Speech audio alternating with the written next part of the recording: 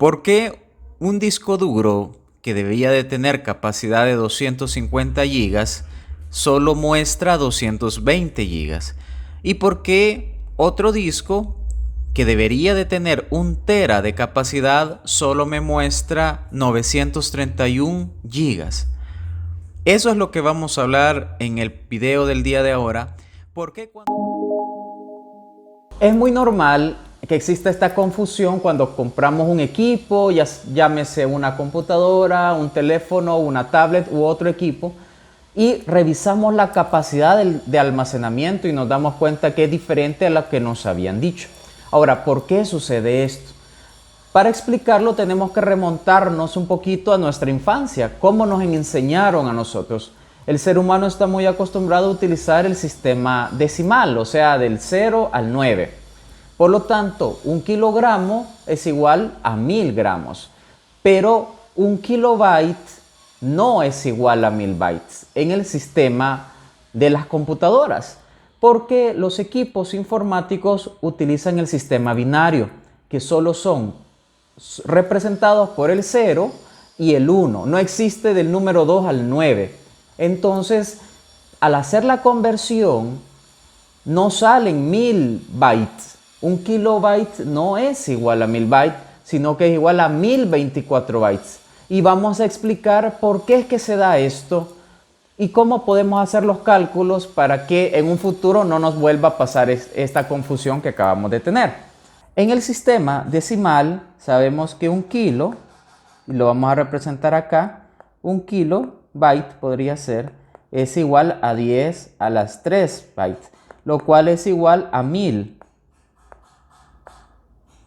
Creo que esto ya todos lo sabemos, pero en el sistema binario, 1 kilobyte no es igual a 10 a las 3 porque es en base al sistema binario, entonces es en base 2, 2 a la 10. Y 2 a la 10 es igual a 1024 bytes. Entonces, 1000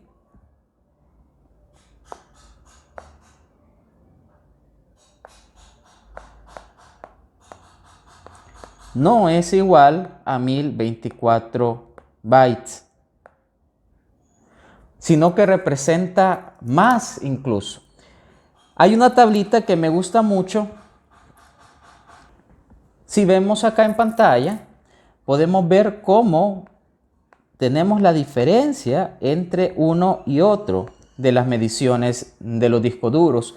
En el caso de discos pequeños como 160 gigas que ya no se producen porque es muy poquito, ¿verdad? Casi no vemos diferencia.